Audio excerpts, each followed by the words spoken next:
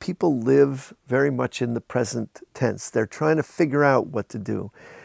I think, I blame in many ways the progressive community, the left.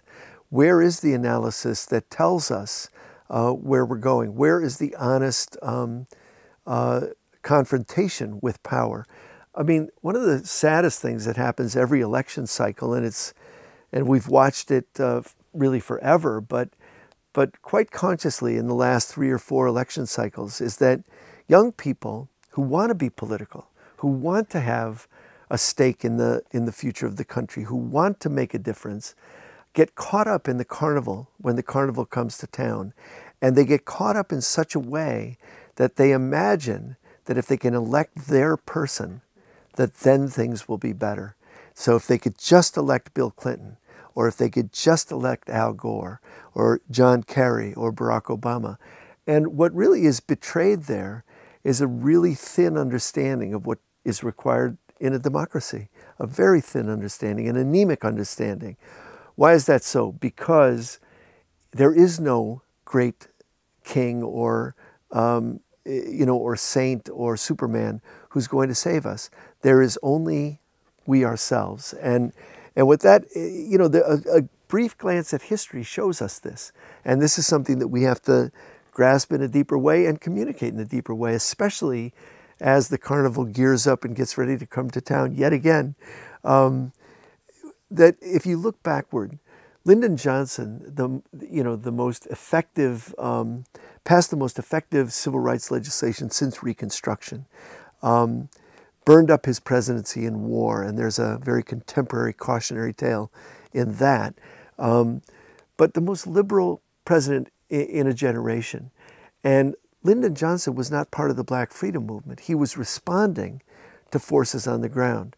FDR wasn't part of the labor movement. Abraham Lincoln never joined an abolitionist party, and if you read his words about black people and slaves and so on, it's appalling. And yet, each of them is remembered as doing the great progressive work when it needed to be done, at least on some level in some way. What we have to remember is we spend too much time staring kind of dumbly at the power we have no access to. And we don't pay attention to the power that's right at our fingertips, the neighborhood, the school, the classroom, the factory, the workplace. That's where we need to spend our energy and build our movements. We don't have access to the White House, the Pentagon, Wall Street, or even the Congress, which is a millionaire's club. We have access to what we have access to, and we ought to pay more attention there.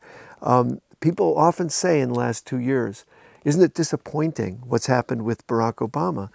My own response is that Barack Obama, all through the campaign, said exactly who he was, and anyone who paid attention to his record had to see that he was being honest. He said again and again and again, I'm a pragmatic, middle-of-the-road, compromising, and he might have added ambitious politician. That's not the end of the world. That's who he was. The right wing looked at him saying that and said, no, he's lying. They're still saying it. He's a socialist, pals around with terrorists, secret Muslim, who has an agenda to take us, into a fascist/Stalinist work camp. That's the right. But here's the sad part. The left, including the nation, looked at him and said, I think he's winking in our direction. I can feel him winking at me. He loves gay people. He's really a pacifist at heart. He really believes in education as a transformative and liberatory kind of enterprise. No, no, no. He is actually who he said he was, and that means it's up to us.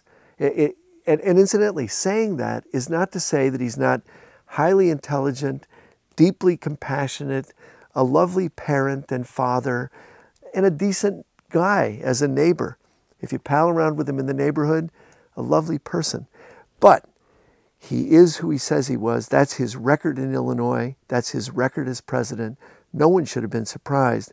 But more disheartening is that no one should have expected him to save us when it's up to us to save ourselves.